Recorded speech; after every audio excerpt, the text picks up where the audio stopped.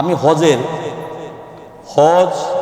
কেন করা লাগবে, আর যাদেরকে আল্লাহ পাক হজের জন্য কবুল করছে ওনাদের কি করণীয়, কি বর্জনীয়, এই লোকগুলির কেমনে আল্লাহ পাক কিভাবে কবুল করছে এই বিষয়ে আলোচনা করবে ইনশাআল্লাহ। আমি হজের ওই মসজিদে আপনাদেরকে বিস্তারিত আলোচনা করি, ডিটেলস, তো ওখানে তো সবাই জান না।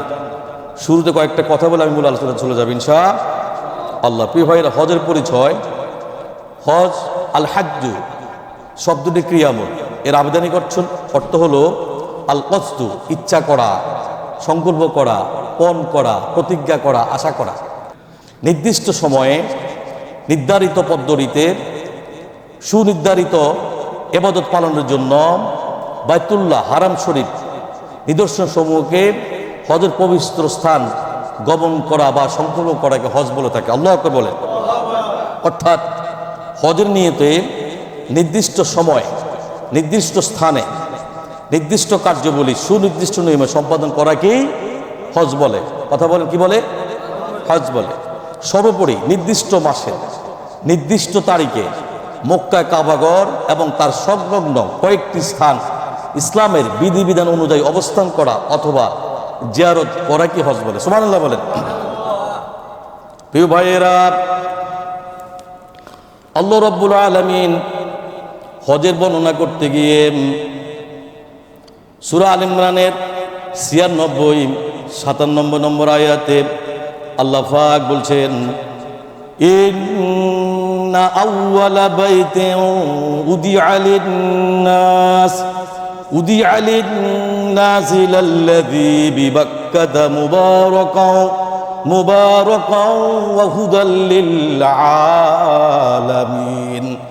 আল্লাহ কয়, বাস্তবতা এই যে মানুষের ইবাদতের জন্য সর্বপ্রথম যে ঘরটা তৈরি করা হয় নিশ্চয়ই তা একমাত্র যা মক্কার মধ্যে অবস্থিত, আল্লাহু আকবার, যা বরকতময়, সমগ্র জগতের মানুষের জন্য একমাত্র শুধুমাত্র হেদায়েতের উপকরণ। সুবহানাল্লাহ। কার কথা? আল্লাহর কথা। 57 নম্বর আয়াত আল্লাহ পাক বলছেন, ফীহি আয়াতুম বাইয়িনাতুম মাকামু ইব্রাহিম। আল্লাহু আকবার। তাতে আছে সুস্পষ্ট নির্দেশনাবলী। কি? মাকাম ইব্রাহিম। সুবহানাল্লাহ। আয়াতের পরবর্তী অংশ আল্লাহ পাক বলছেন, ওয়ামান দাখালাহু কানা আমিনা। আল্লাহ কয়, তাতে যে প্রবেশ করবে, মক্কা বাক্কার মধ্যে যে প্রবেশ করবে, ওই লোকটা আল্লাহর নিরাপদে চলে যাবে। সুবহান। ওখানে প্রবেশ করা মানে কি? নিরাপদ, একদম নিশ্চিত, কোনো কি নাই সন্দেহের, জোরে কথা বলা, কি নাই সন্দেহের অবকাশ নাই। আয়াতের পরবর্তী অংশ আল্লাহ পাক বলছেন, ওয়ালিল্লাহি আলান নাসি হিজ্জুল বাইতি মান ইসতাতা ইলাইহি সাবিলা। আল্লাহ কয়, মানুষের মধ্যে যারা সেখানে পৌঁছার সামর্থ্য রাখে, যার অ্যাবিলিটি আছে, যার ক্ষমতা আছে, তাদের উপরে আল্লাহ রাব্বুল আলামিন আল্লাহর জন্য এই গড়ের হজকে ফরজ করা হয়েছে। সুবহানাল্লাহ। তার মানে যদি আপনার সামর্থ্য থাকে অবশ্যই আপনাকে হজ করা লাগবে, বাধ্যতামূলক। মানুষ হজ করতে যায়, আমাদের দেশের মানুষ বৃদ্ধ বয়সে হাঁটতে পারে না, চলতে পারে না, দুইজন ধরে নিতে হয়। হ্যাঁ, ওই যে ট্রলি দিয়া, ওই যেগুলোর কি কয়, হুইল চেয়ার দিয়া আমরা দেখছি, আমি যখন হজে গেছিলাম হুইল চেয়ার দিয়ে আপনার নেওয়া লাগছে, এরকম বহুত মানুষ। আরে ভাই, যৌবন যখন থাকে, শক্তি যখন থাকে, পাওয়ার যখন আছে, বিয়ে দর করলে পরে আগে হজটা করলেন না, কথা কয় না কেন? কথা কয় না, বিয়েটা আগে পরে করেন, আগে হজটা করেন না। মেয়ে কিও ইন্দোনেশিয়ার সিস্টেমটা কিন্তু হজ বমরা না করলে বিয়ে করা যায় না। কি কথা কর না মনে, আপনার বুঝেন না মনে? আমাদের দেশের মানুষ বুড়ো হয়ে গেছে, নাতি বিয়ে দিয়েছে, নাতির ঘরের, আচ্ছা ছেলের ঘরে নাতি, নাতির ঘরে খুন্তি, খুন্তির ঘরে ফুন্তি, ওই ফুন্তি হওয়ার পরে হজ করতে যায়। তো এবারটা কি নামাজ পড়ছে, কয়বার তাওয়াফ করছে, অজু আছে না নাই? অজু ছাড়া তো কোরআন শরীফ যেমন ধরা যায় না, অজু ছাড়া কিন্তু তাওয়াফ করা যায় না, এটা তো আপনারা জানেন না। কিন্তু তাওয়াফ করলে অবশ্যই আপনার অজু লাগবে। 5 বার তাওয়াফ করছেন, আপনার অজু ভেঙে গেছে, 15 আবার অজু করে আবার 6 নম্বরটা করে। নামাজের মধ্যে যেমন অজুটা ভেঙে গেলে যেখান থেকে নামাজ ছাড়বেন ওখানে এসে আবার নামাজ কি কন্টিনিউ করবেন, সেম থিং। কিন্তু কথা বুঝেন কিন্তু। আর মানুষ হজ করতে যায় যখন বৃদ্ধ বয়স, কি সেজদা একটা দিয়েছে না দুটো দিয়েছে, নিজেও কথা নিজ পাথর মারতে যায় না, মিনাতে অবস্থান করে না। আমি দেখছি মিনাতে অবস্থান, আমি অসুস্থ হয়ে যাব, কিভাবে মিনাতে অবস্থান করব? আরে ভাই, মিনা থেকে যখন আপনি জামার আসবেন পাথর মারার জন্য যেই কষ্ট, আর যখন আপনি মক্কা থেকে যখন আপনি মিনা যাবেন গাড়ি উঠাতে কষ্ট, আর মিনা থেকে যখন আপনি আরফাতে যাবেন ওই রাত্রিতে, আহা, এ তো বাসায় বলে শেষ করা যাবে না। কত ধাক্কাতে খাইতে হয়, কত মানুষ যে মারা যায় আল্লাহ ছাড়া কেউ জানে। বেশিরভাগ মানুষ জামারাতে মারা যায়, যখন রৌদ্র পাথর মারতে হয় আপনার শয়তানকে 3 দিন, এটাই বেশি মানুষের কষ্ট, প্রতিদিন 7টা করে। কিন্তু মজার বিষয় হলো যেটা, আরফাদের ময়দান থেকে যখন সূর্য ডুবার আগে যখন আপনি মুজদালিফা আসবেন, রাসূল সাল্লাল্লাহু আলাইহি ওয়াসাল্লাম আরফাতের মধ্যে অনেক দোয়া করছে, আল্লাহ পাক সব দোয়া কবুল করছে, একটা দোয়া কবুল করেন। রাসূল সাল্লাল্লাহু আলাইহি ওয়াসাল্লাম যখন মুজদালিফা আসছে, রাত্রে অবস্থান করছে, ওই দোয়াটা করছে, আল্লাহ কবুল করে নিয়েছে, সুবহানাল্লাহ। আপনি সমস্ত জায়গাগুলি নেক দিয়ে ভরপুর করে দিচ্ছে আল্লাহ পাক, সুবহানাল্লাহ। কাবার দিকে যখন তাকিয়ে থাকি, আহ কি সুবহানাল্লাহ, মনে হয় যেন আল্লাহর রহমত বরকত আকাশ পেটে নাজিল হচ্ছে, সুবহানাল্লাহ। মানুষের তো আকাঙ্ক্ষা করে, ইচ্ছা করে, খালি কেমনে টাকা কামাইবো, কেমনে বাড়ি করব, কেমনে গাড়ি করব, কেমনে কার মাথার বাড়ি দিব, কেমনে কার ক্ষতি করবো, প্রত্যেকটা প্রতি মুহূর্তে খালি নিয়ত এটা, চিন্তা এটা কি, টাকা না হইতে, বেতন না হইতে বাইক পাঠা যায়, নিজের জন্য কোনো সেভ নাই, যে আমি যে বুড়ো বয়সে দেশে যাবো, আমার কি অবস্থান হবে, 2-5 লাখ না আমার দরকার। এখন ধরেন 1,30,000 বছর বিদেশ করে অথবা 20 বছর, লোকটা যদি চিন্তা করতো যে আমি মাসে 5,000 টাকা করে সেভ করবো, কত হাজার, সব টাকা দিয়ে দেখতে হবে জন্য 5,000, আপনি 20 দিয়ে 5,000 পূরণ দেন, কত লক্ষ টাকা হয়, কত মাসে হিসাব করেন। এগুলো আমাদের নিজস্ব ভুল, রাইট অর নট, কথা বল, রাইট অর নট। এই ভুলগুলি অন্তত পক্ষে আমরা প্রবাসীরা করে থাকি, এটা করা যাবে না। প্রিয় ভাইরা, হাদিস عن أبي هريرة رضي الله تعالى عنه قال قال رسول الله صلى الله عليه وسلم الحج مبرور ليس له جزاء إلا الجنة سبحان الله। মারাত্মক হাদিস, হযরত আবু হুরায়রা রাদিয়াল্লাহু আনহু বর্ণিত, তিনি বলেন রাসূলুল্লাহ সাল্লাল্লাহু আলাইহি ওয়াসাল্লাম ইরশাদ করেছেন, কবুলিত হজের প্রতিদান আল্লাহর কাছে জান্নাত ছাড়া কিছু হইতে, সুবহানাল্লাহ। কবুলিত হজের প্রতিদান কি? একমাত্র, বলেন একমাত্র কি? জান্নাত। আল্লাহু আকবার বলেন। আর হাদিসে আসছে যে হজ করলো, কামনা বাসনা স্ত্রী এবং আল্লাহ নাফরমানি থেকে নিজেকে বিরত রাখলো, আল্লাহ সন্তুষ্ট হজ পালন করলো, ওই ব্যক্তি মাতৃগর্ভ হতে ভবিষ্যৎ একটা সন্তান যেভাবে নিষ্পাপ হয়, ওই লোকটি এরকম নিষ্পাপ হয়ে গেল, সুবহানাল্লাহ। আমাদের মন টানে না, কি টানে বলেন? প্রিয় ভাইজান, এই জন্য হজ করা লাগবে, ওমরা করা লাগবে, সামর্থ্য থাকলে চলে যাবেন। ওমরা করতে বেশি টাকা লাগে না, 1.5 লাখ 2 লাখ টাকা। অভ্যাস করেন না, নিজের জীবনটা একটু পরিবর্তন করেন না। হ্যাঁ, যাদের জন্য করতেছেন, স্ত্রী সন্তান ফ্যামিলির কোনো কাজে লাগবে না। প্রিয় ভাইয়েরা, মূল আলোচনা চলে যাচ্ছি। আমি বলছিলাম প্রিয় ভাইয়েরা, একমাত্র হজ পালন করে ব্যক্তিদেরকে আল্লাহর মেহমান হিসাবে আল্লাহ পাক ঘোষণা করেছেন, সুবহানাল্লাহ। যারা হজ করে এরা কিন্তু আল্লাহর মেহমান। কারা? যারা হজ করে, হজে যায়, আল্লাহর ঘর তাওয়াফ করতে যায়, হ্যাঁ, এরা কি বলেন? আল্লাহর মেহমান। আমি বলছিলাম কিসের আশায়, আমি যখন হজের অবস্থান দেখছি আমার দিল আর মন মানে না। আমি একটা লেখা লিখছিলাম গত সপ্তাহ মানে বলছিলাম আপনাদেরকে ওই মসজিদে, আবারও বলি, কিসের আশায়, কিসের নেশায়, কি রাত কি দিন, কি নারী কি পুরুষ, কি শিশু কি যুবক কি বৃদ্ধা, কি সাদা বর্ণ কি কালো বর্ণ, বিভিন্ন ভাষার বিভিন্ন মানুষ, ভিন্ন দেশের ভিন্ন মানুষ, ছুটছে তো ছুটছে, দৌড়াচ্ছে তো দৌড়াচ্ছে, কোথায় যাচ্ছে, কেন যাচ্ছে, এই জন্য দৌড়াচ্ছে। আল্লাহ পাকের মেহমান হিসাবে আল্লাহ পাক মেহমানকে মেহমানদারি করার জন্য আল্লাহ পাক নিজেই ডাকছে, সুবহানাল্লাহ। প্রিয় ভাইরা, হজ পালনকারীদের জন্য নসিহত, যারা হজ করতে যায়, উমরা করতে যাবেন, ইনশাআল্লাহ নিয়ে বলে যাবো, ইনশা জোরে আল্লাহ দেখেন, আল্লাহ আমাদের জন্য আপনার ঘর বাইতুল্লাহ শরীফ হজ এবং উমরা কবুল করেন, বললাম আমিন। প্রিয় ভাইরা, পবিত্র হজ ও উমরা, পবিত্র মক্কা নগরী এবং হারামাইন শরীফের মর্যাদা এবং মুমিনের প্রস্তুতি খেয়াল করবেন কিন্তু। আমার দিনী ভাই ও বোনেরা, একবার একটু কল্পনা করেন সেই দৃশ্যটা। দুনিয়ার মধ্যে আল্লাহ রাব্বুল আলামিন মিলিয়ন মিলিয়ন বিলিয়ন বিলিয়ন মানুষের মধ্য থেকে আল্লাহ পাক আপনাকে আলাদা করে আল্লাহর ঘর মেহমান হিসাবে আল্লাহ ডেকেছেন, সুবহানাল্লাহ। কথা খুব খেয়াল করেন কিন্তু প্রিয় ভাইয়েরা, এই সফরটা কেবল পাসপোর্টের পাতায় মোহর মারা নয়, সিল মারা নয়, আর বৈজ্ঞানিক দূরত্ব অতিক্রম করা নয়, এটি রবের পক্ষ থেকে এক বিশেষ সিলেকশন এবং আল্লাহর পক্ষ থেকে এক বিশেষ নির্বাচন। সুবহানাল্লাহ। এটি মুমিনের জীবনের আভিজাত্য। এটা কি আভিজাত্য? সবাই কিন্তু হজ করতে পারে না, সবার ভাগ্য হজ কিন্তু জুটে না। সিলেকশন করে আল্লাহ, সিলেক্টেড।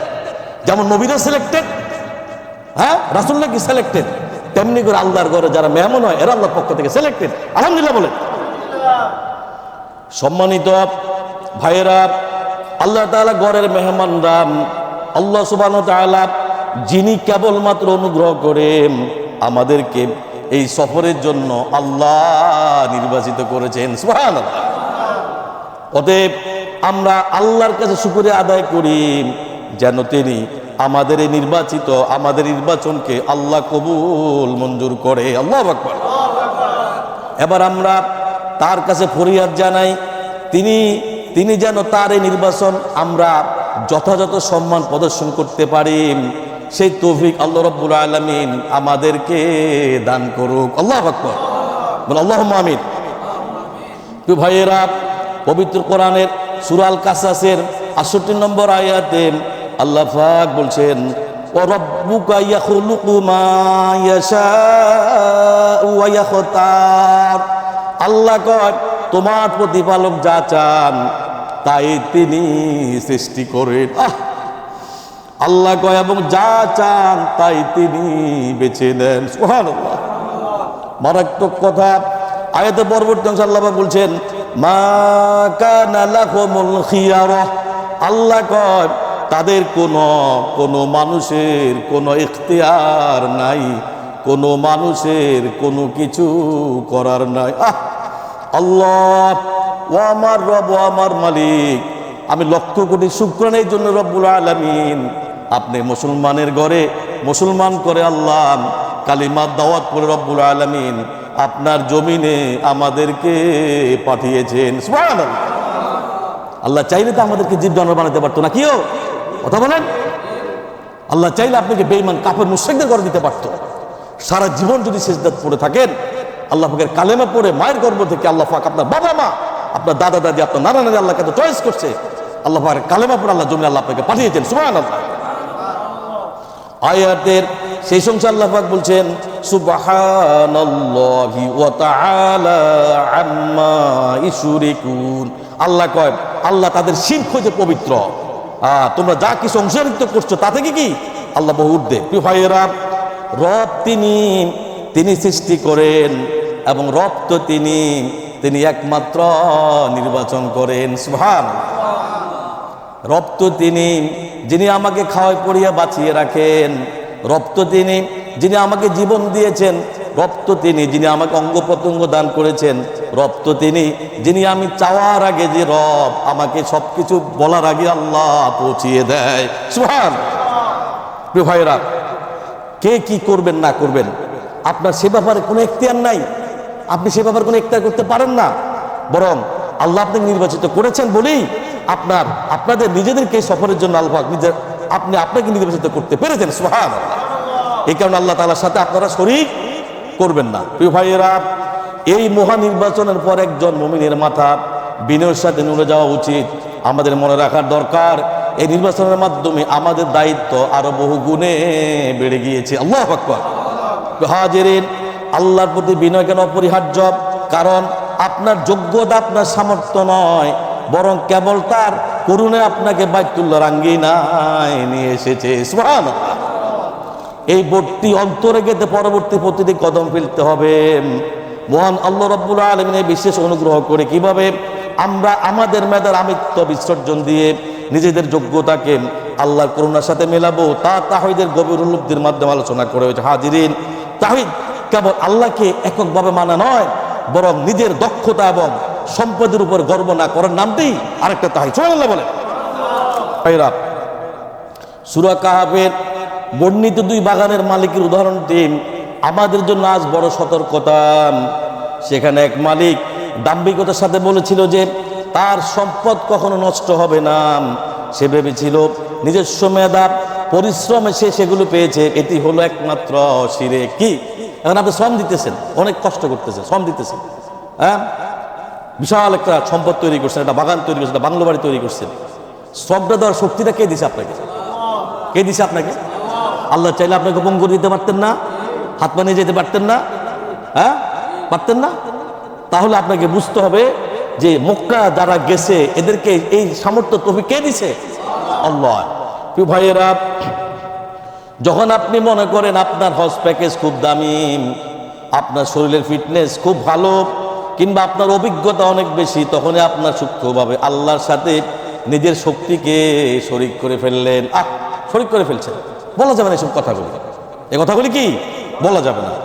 সেই বাগানের মালিক, সূরা কাহাফের মধ্যে সেই বাগানের মালিকের কথা আল্লাহ উল্লেখ করে দিচ্ছেন। প্রিয় ভাইয়েরা, সে বাগানের সাথী তার সাথে তর্ক করেছিলেন। সে বলে নাই মাশা আল্লাহু লা কুওয়াতা ইল্লা বিল্লাহ, যা আল্লাহ চেয়েছেন তাই হয়েছেন, আল্লাহর সাহায্য ছাড়া কোনো শক্তি নাই। নিজের শক্তিমত্তা বা অভিজ্ঞতার উপর নির্ভর না করে আল্লাহর অনুগ্রহের উপর নির্ভর করাটাই হলো একমাত্র প্রকৃত তাওহীদ। সুবহানাল্লাহ। তাহলে কি যত আপনার যত কিছু আছে সব কিছু কার জন্য? আল্লাহর জন্য। আপনার শক্তি সামর্থ্য এটা কে দিছে? আল্লাহ দিছে। সূরা কাহাফের 39 নম্বর আয়াতে আল্লাহ পাক বলছেন ওয়ালাউলা ইয দাখালতা জান্নাতাকা কুলতা মা শা আল্লাহ লা কুওয়াতা ইল্লা বিল্লাহ, তুমি যখন নিজ বাগানে প্রবেশ করেছিলেন তখন তুমি কেন বললে না মাশা আল্লাহ লা কুওয়াতা ইল্লা বিল্লাহ, আল্লাহ যা চান তাই হয়, আল্লাহর তৌফিক ছাড়া কারোর কোনো ক্ষমতা নাই। সুবহানাল্লাহ। মানুষ চাইলে কিছু করতে পারে না। People can not do anything without Allah permission. Allah can do all the things without anybody permission. Allah বলে। প্রিয় ভাইয়েরা, আপনি যদি মনে করেন আপনার বাহুবলে আপনি এখানে এসেছেন, তবে জেনে রাখুন সেই বাহুবল তো একমাত্র আল্লাহর দান। সুবহানাল্লাহ। এই বিশুদ্ধ তাওহীদ বোধে ইবাদতের স্বাদ বহুগুণ বাড়িয়ে দেন। আপনার আমিত্ব যখন চূর্ণ হয়ে যাবে তখন আপনি রবের উপস্থিতি অনুভব করতে পারবেন। নিজের আমিত্ব বিসর্জন দেওয়ার পর আমরা যখন পবিত্র মক্কার মাটিতে পা রাখি তখন এখানকার বিশেষ মর্যাদা আমাদের উপরও কি কি প্রভাব ফেলে তা জানা আমাদের অত্যন্ত কি জরুরি, দরকার আছে না নাই? আছে। প্রিয় ভাইয়েরা, মক্কা কেবল একটি শহর নয়, এটি মহান আল্লাহ শপথকৃত একটি পবিত্র ভূমি। আল্লাহ সুবহানাহু ওয়া তাআলা এই স্থানটিকে যে মর্যাদা দান করেছেন তা তার নিজস্ব আল্লাহ নিজের সিলেকশন। সুবহানাল্লাহ। সূরা বালাদের মধ্যে আল্লাহ বলছেন লা উকসিমু বিহাযাল বালাদে, আমি শপথ করছি এই নগরে। আল্লাহ নিজে শপথ করছে, আমি শপথ করছি মক্কা নগরে। এই নগরে কি নগরী? মক্কা নগরী।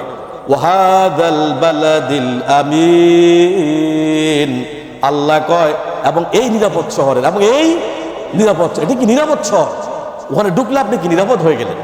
প্রিয় ভাইয়েরা, আল্লাহ যখন কোন স্থানের শপথ করেন তখন তার গুরুত্ব পবিত্রতা অকল্পনীয় ভাবে হয়ে দাঁড়ায়। আল্লাহু আকবার। মক্কার মুশরিকরা এই পবিত্র ভূমিতে রক্তপাতকে হালাল মনে করত, কিন্তু আল্লাহ একে নিরাপদ পবিত্রতা ঘোষণা করেছেন। এই শপথকৃত স্থানে প্রবেশের সময় একজন মুমিনের মেন্টালিটি হবে চূড়ান্ত একমাত্র আল্লাহর কাছে আত্মসমর্পণকারী। সুবহানাল্লাহ। প্রিয় ভাইয়েরা, সেখানে আমরা যা মনে চাই তাই আমরা করতে পারি না। আমাদের আচরণের মাধ্যমেই প্রমাণ করতে হবে যে আমরা আল্লাহর শপথকৃত এই ভূমির মর্যাদা অনুভব করেছি। মক্কায় এই বাহ্যিক মর্যাদার পাশাপাশি আধ্যাত্মিক বরকত এবং গুনাহের মাপের ক্ষমতা অপরিসীম। এটি সেই বাক্কা, এটি একমাত্র মানব জাতির জন্য নির্মিত প্রথম প্রাচীনতম মসজিদ। সুবহানাল্লাহ। সূরা আনকাবুতের 69 নম্বর আয়াতে আল্লাহ পাক বলছেন ওয়াল্লাযীনা জাহাদু ফীনা লানাহদিয়ান্নাহুম সুবুলানা ওয়া ইন্নাল্লাহা লামাআল মুহসিনিন। আল্লাহ কয়, যারা আমার উদ্দেশ্যে প্রচেষ্টা চালায় আমি তাদের অবশ্যই আমার পথে আমি আল্লাহ ওই লোকগুলিকে উন্নতি করব। সুবহানাল্লাহ। যারা আমার উপরের জন্য কোনো কিছু করার জন্য প্রচেষ্টা চালায়, চেষ্টা করে, কোরআন পড়ার জন্য চেষ্টা করে, মক্কা যাওয়ার জন্য চেষ্টা করে, কোরআন লেখার জন্য চেষ্টা করে, বোঝার জন্য চেষ্টা করে, মানুষকে দেওয়ার জন্য চেষ্টা করে, নামাজ পড়ার জন্য চেষ্টা করে, তাহিদ একত্ববাদ বিশ্বাস করার জন্য চেষ্টা করে, ঈমান আমল ঠিক রাখে, আমল সালেহ করে, নেক কাজ করে, মানুষকে দিনের দিকে ডাকায়। আল্লাহ কয় তুমি যদি আগাও আমি আল্লাহ 10 হাতে গিয়ে আসি। সুবহানাল্লাহ। নিশ্চয়ই আল্লাহ সৎকর্মসন্ধীর সঙ্গে আছেন। প্রিয় ভাইয়েরা, নিশ্চয়ই মানব জাতির জন্য সর্বপ্রথম যে ঘরটি নির্মিত হয়েছে তা হলো একমাত্র বাক্কায় মক্কা অবস্থিত, যা বরকতময়। বিশ্ববাসীর জন্য আল্লাহ রাব্বুল আলামিন এই ঘরকে হেদায়েত স্বরূপ করে আল্লাহ বানিয়ে দিয়েছেন। সুবহানাল্লাহ। রাসূলুল্লাহ বলেন, নবী রাসূলুল্লাহ সাল্লাল্লাহু আলাইহি সাল্লাম একদিন রাসূলুল্লাহ সাল্লাল্লাহু আলাইহি সাল্লামকে হযরত আবু যার গিফারী রাদিয়াল্লাহু তাআলা জিজ্ঞেস করেছিলেন, নবীজি পৃথিবীর প্রথম মসজিদ সম্পর্কে তিনি বলেছিলেন, পৃথিবীর সর্বপ্রথম মসজিদ মসজিদুল হারামাইন। সুবহানাল্লাহ। পৃথিবীর সর্বপ্রথম আল্লাহর ঘর কোনটা? ইবাদতের ঘর। বলেন, এরা এই সফর কেবল আখিরাতের জন্য নয়, বরং এটি দুনিয়ার সচ্ছলতারও চাবিকাঠি। আল্লাহু আকবার। প্রিয় ভাইয়েরা, হাদিসে এসেছে হজ উমরা দারিদ্রতা গুনাহকে এমন ভাবে দূর করে দেন যেমন হাফর লোহার মরিচা দূর করে দেয়। আল্লাহু আকবার। কত বড় মারাত্মক কথা। প্রিয় ভাইয়েরা, এই জন্য রাসূলুল্লাহ সাল্লাল্লাহু আলাইহি সাল্লাম বলেছেন, তোমরা বারবার হজ এবং উমরা পালন করো। আল্লাহু আকবার। কারণ এটি তোমার অভাব দূর করে দিবেন এবং তোমাকে ধনী বানিয়ে দিবেন। আল্লাহু আকবার। প্রিয় ভাইয়েরা, আল্লাহর ঘরের এই প্রাচীনতা এবং নিরাপত্তা কেবল শরীরের জন্য নয়, বরং তা অন্তরে অন্যান্য আভিজাত্য বা এলিটেশন তৈরি করে একজন মুমিন আভিজাত্য তার পোশাকে নয়, বরং তার কলবের সুস্থতা। আল্লাহু আকবার। হাজিরিন, ইবাদতের স্বাদ পাওয়া এবং কলবের প্রশান্তির জন্য আল্লাহর জিকির হলো সবচাইতে আত্মার জ্বালানি খাবার। বিষয়টিতে একটি, যেমন ধরেন একটি ইঞ্জিনের উদাহরণের সাথে মেলানো হয়েছে। ইঞ্জিন যদি সঠিক জ্বালানি বা পেট্রোল না দিয়ে কেরোসিন বা পানি দেওয়া হয়, কেরোসিন বা যদি পানি দেওয়া হয় তবে তা ধ্বংস হয়ে যাবে। তেমনি মানুষের অন্তরে খাবার হলো একমাত্র আল্লাহর জিকির। আল্লাহু আকবার। ওয়ালা যিকরুল্লাহি আকবার ওয়াল্লাহু ইয়ালামু মা তাসনাউন ওয়াল্লাহু ইয়ালামু মা তা'লামুন কিরামান কাতিবিন ইয়ালামুনা মা তাফআলুন। বান্দা যখন যেভাবে থাকো বান্দা, উঠতে বইতে শুইতে ঘুমাইতে বান্দা সব সময় আমার জিকির সর্বশ্রেষ্ঠ জিকির, সবসময় আমার জিকিরে তুমি লিখতে থাকো। সুবহানাল্লাহ। বান্দা যা করো না করো বান্দা, কেউ দেখে না রে, আল্লাহ কয় বান্দা আমি সব দেখি, আমি আল্লাহ সব শুনি, আমি আল্লাহ সব জানি। সুবহানাল্লাহ। প্রিয় ভাইয়েরা, দুনিয়ার মরিচা থেকে অন্তরকে বাঁচাতে মক্কায় পবিত্র পরিবেশে ইবাদতের পুষ্টি গ্রহণ করে থাকে। মক্কার নিরাপত্তা কেবল মানুষের জন্য নয়, এটি নিরাপদ মানে আখিরাতের নিরাপত্তা যদি আপনার নিয়ত সঠিক হয়ে যায়। আল্লাহু আকবার। প্রিয় ভাইয়েরা, অন্তরে প্রশান্তি বজায় রাখার জন্য হারামাইন শরীফের নির্দিষ্ট কিছু বিধিবিধান আমাদেরকে অবশ্যই মেনে চলা লাগবে। এই কঠোর শৃঙ্খলা আমাদেরকে শেখায় যে হারামের সীমানায় প্রতিটা দৃষ্টি নিরাপদ, প্রতিটা সৃষ্টি আল্লাহর পক্ষ থেকে নিরাপদ। আল্লাহু আকবার। এমনকি আপনার আচার আচরণ মুখের ভাষা থেকেও ফেরেশতারা যেন কোনো কষ্ট না পায়। আল্লাহু আকবার। প্রিয় ভাইয়েরা, হারামের সীমানা প্রবেশের পর কেবল মানুষ নয়, বরং প্রাণী, উদ্ভিদ, পরিবেশ নিরাপত্তা যে কঠোর বিধান রয়েছে তা একজন মুমিনের ধৈর্য সহকারে শিষ্টাচারের সহকারে এটাও একটা তার জন্য আল্লাহর পক্ষ থেকে পরীক্ষা। আল্লাহু আকবার। প্রিয় ভাইয়েরা, রাসূলুল্লাহ সাল্লাল্লাহু আলাইহি সাল্লাম মক্কা বিজয়ের সময় ঘোষণা করেছিলেন যে এখানকার গাছ উচ্চানো যাবে না এবং শিকারী প্রাণীকে তাড়ানো যাবে না। এমনকি রাস্তাঘাটে প্রচুর কবুতর থাকলেও কেবল ছবি তোলার জন্য, তাদেরকেও জায়েজ নেই তাড়ানোর জন্য। সেখানকার গাছ কাটা পর্যন্ত উপড়ানো নিষিদ্ধ। আগেকার দিনে লোকেরা কষ্ট পেলে অন্য পথ দিয়ে যেত, কিন্তু গাছগুলো উপড়িয়ে তারা ফেলে দিত না। আল্লাহু আকবার। প্রিয় ভাইরা, সাফা মারওয়া ওখানে আছে কি বলেন? সাফা মারওয়া আল্লাহ পাকের নির্দেশগুলির মধ্যে অন্যতম। সূরা বাকারার 158 নম্বর আয়াতে আল্লাহ পাক বলছেন, ইন্নাস সাফা ওয়াল মারওয়াতা মিন শাআইরিল্লাহ। আল্লাহ কয় নিশ্চয়ই সাফা মারওয়া আল্লাহ নির্দেশনাবলীর মধ্যে একটি অন্তর্ভুক্ত। আল্লাহু আকবার। আয়াতের পরবর্তী অংশে আল্লাহ পাক বলছেন ফামান হাজ্জাল বাইতা আও ইতামারা ফালা জুনাহা আলাইহি আন ইয়াতাওয়াফা বিহিমা। আল্লাহ কয় সুতরাং যে ব্যক্তি বাইতুল্লাহ হজ করবে বা উমরা করবে তার জন্য এই দুটো প্রদক্ষিণ করাতে কোনো গুনাহ নাই। আল্লাহু আকবার। তার মানে কি, যে উমরা করবে হজ করবে অবশ্যই সেটা তাকে কি প্রদক্ষিণ করা লাগবে। আয়াতের শেষ অংশে আল্লাহ পাক বলছেন ওয়ামান তাতাওয়া খায়রা ফাইন্নাল্লাহা শাকিরুন আলিম। আল্লাহ কয় কোনো ব্যক্তি সত্য এবং সত্যভাবে কোনো কল্যাণ কাজ করলেন আল্লাহ অবশ্যই গুণগাহী, আল্লাহ সব জানেন, আল্লাহ সব সর্বজ্ঞকারী। আল্লাহু আকবার। প্রিয় ভাইয়েরা, এই সম্মান প্রদর্শনের বিনিময়ে আল্লাহ যে বিপুল সাহাবের ঘোষণা দিয়েছেন তা একটি অবিশ্বাস্য ঘটনা। মসজিদুল হারামে যদি কেউ 1 রাকাত নামাজ পড়ে, খেয়াল করেন কিন্তু মসজিদুল হারামাইনের মধ্যে মুক্তা শরীফের মধ্যে কেউ যদি 1 রাকাত নামাজ পড়ে আল্লাহ রাব্বুল আলামিন তার আমলনামায় 1 লক্ষ রাকাতের সওয়াব আল্লাহ পাক প্রদান করে থাকেন। সুবহানাল্লাহ, কি কথা! এখন হিসাব করেন, এখন আপনি যদি ডেইলি 70 রাকাত ফরজ নামাজ পড়েন, নফল সুন্নত বাদে দিলাম, তাইলে যদি আপনি 70 রাকাত নামাজ পড়েন তাহলে কত রাকাত হলো? 70 লক্ষ রাকাত। সুবহানাল্লাহ বলেন, কি বানা রাখছে আল্লাহ।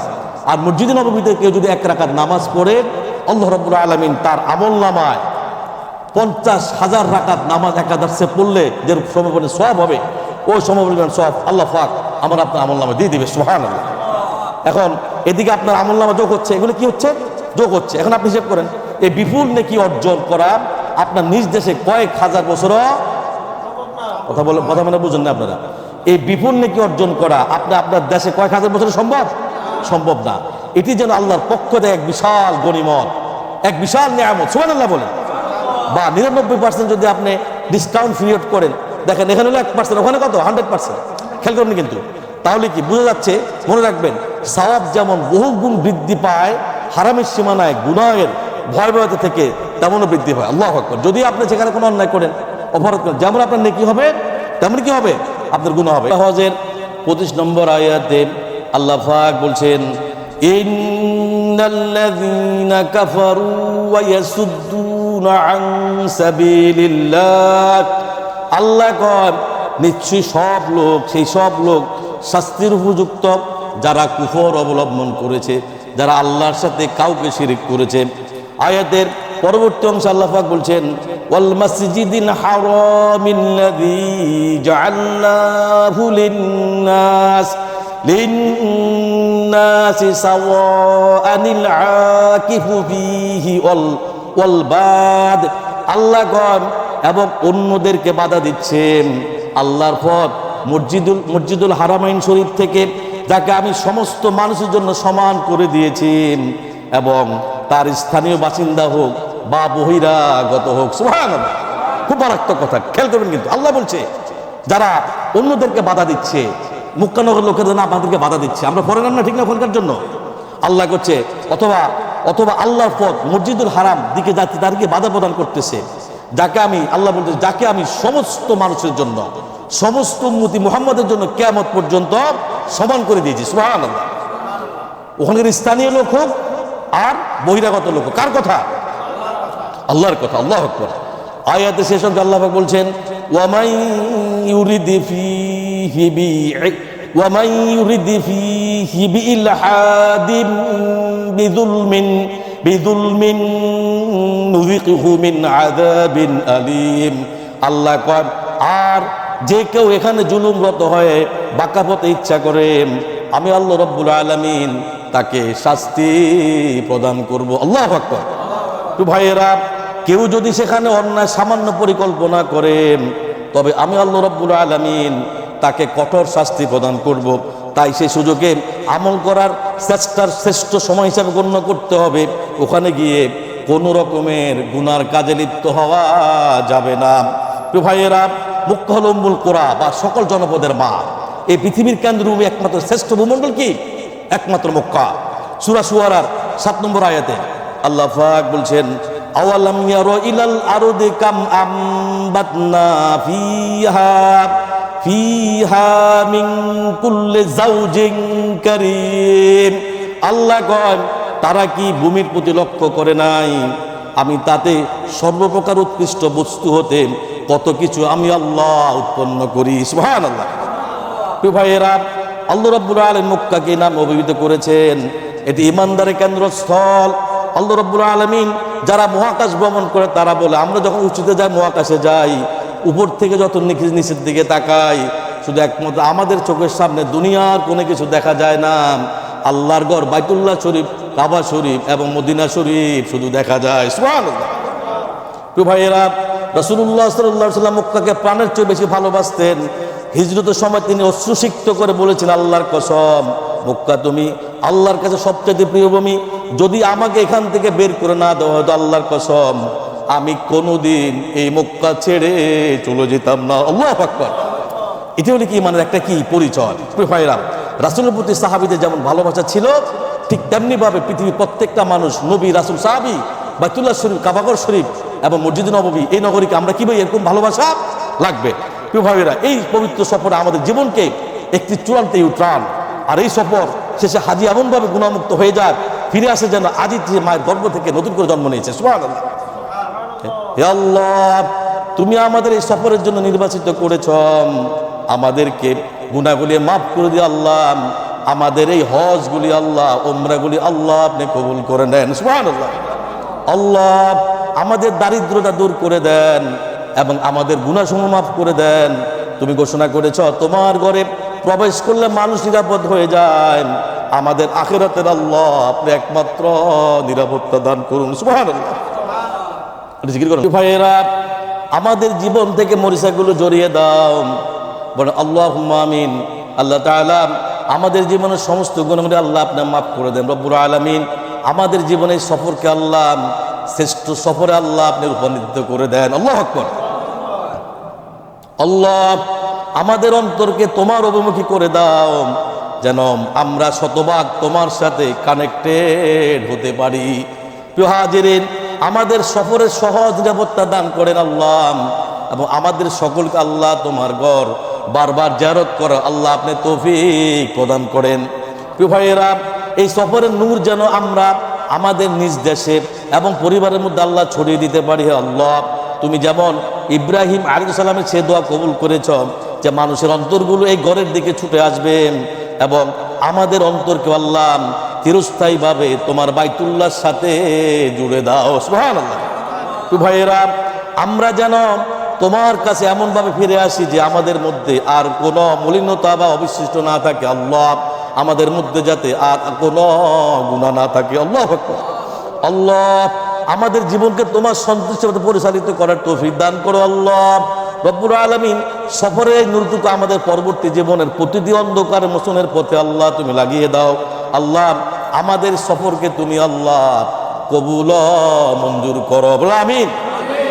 পরিশেষে হজের কার্যাবলী শেষ করে আল্লাহ তাআলা নিকট দোয়া করবেন। সূরা বাকারার মধ্যে 200 নম্বর আয়াতে আল্লাহ পাক বলছেন, ফাইদা কদাইতুম মানাসিকাকুম ফাযকুরুল্লাহ। আল্লাহ কয় তোমরা যখন, খেয়াল করবেন এই আয়াতটা শেষ তাফসীর, কিন্তু আল্লাহ কয় তোমরা যখন হজের কার্যাবলী শেষ করবে তখন তোমরা আল্লাহকে সেইভাবে স্মরণ করবে। আল্লাহু আকবার। কিভাবে স্মরণ করব? আয়াতে পরবর্তী অংশে আল্লাহ পাক বলছেন, কাযিকিরিকুম আবাআকুম আও আশাদ্দা যিকরা। আল্লাহ কয় যেভাবে নিজেদের বাপ দাদাকে তোমরা স্মরণ করে থাকো, বরং তার চেয়েও বেশি তোমরা আমি আল্লাহকে স্মরণ করো। সুবহানাল্লাহ। আয়াতের শেষ অংশে আল্লাহ পাক বলছেন, ফামিনান নাসি মান ইয়াকুলু রাব্বানা আতিনা ফিদ দুনিয়া ওয়ামা লাহু ফিল আখিরাতি মিন খালাক। আল্লাহ কয় কিছু লোক তো এমন আছে যারা দোয়া কেবল করে, হে আমার প্রতিপালক আমাদেরকে দুনিয়ার কল্যাণ দান করম, আখেরাতে ওই লোকগুলির কোনো অংশ নাই। আছে এরকম লোক? আয়াতে তাফসীর শুনুন। প্রিয় ভাইয়েরা, সূরা বাকারা 200 নম্বর আয়াত আল্লাহ পাক বলছেন, কি বলছেন এখানে আয়াত হাকিকত হলো, এই আয়াতের মূল তাফসীরটা একটু শুনেন। হজ শেষে মানুষ, আল্লাহ বলছে নির্দেশ, তোমরা জিকির করো, তোমরা তওবা করো, তোমরা ইস্তেগফার করো, যে ভুলগুলি জীবনে করছো ফারদারি ভুলগুলি তোমরা করো না। প্রিয় ভাইরা, জাহিলিয়াতের যুগের আরবরা হজ শেষ করে নিজেদের বংশ এবং পূর্বপুরুষ গৌরব নিয়ে তারা গর্ব করতো। খেয়াল করবেন কিন্তু আল্লাহ বলেন, তোমরা এসব নিয়ে খবরদার, পরিবার পরিবর্তে এসব নিয়ে তোমরা বেশি বাড়াবাড়ি করো না। আর এখানে শিক্ষা হলো, ইবাদতের পরে আমাদেরকে জিকির করা কি গুরুত্বপূর্ণ। 2, হজ শুধু আনুষ্ঠানিকতা নয়, এর উদ্দেশ্য একমাত্র আল্লাহর স্মরণ এবং তাকওয়া। সুবহানাল্লাহ বলে। কোরবানি শুধু আনুষ্ঠানিকতা নয়, কোরবানি কি আপনার নিয়ত, আপনার তাকওয়া, আপনার ভয়, আল্লাহর প্রতি ভীতু। প্রিয় ভাইয়েরা, এই জন্য শুধু দুনিয়া চাইলে আপনার ক্ষতি হবে, দুনিয়াও চাওয়া যাবে না। দুনিয়া চাইতে হবে, আখিরাতও চাইতে হবে। অন্য হজ করতে যায় দুনিয়ার জন্য, মানুষকে দেখার, তার হজ হবে নাকি? কোরবান যদি আপনাদের মানুষ দেখার জন্য কোরবান হবে?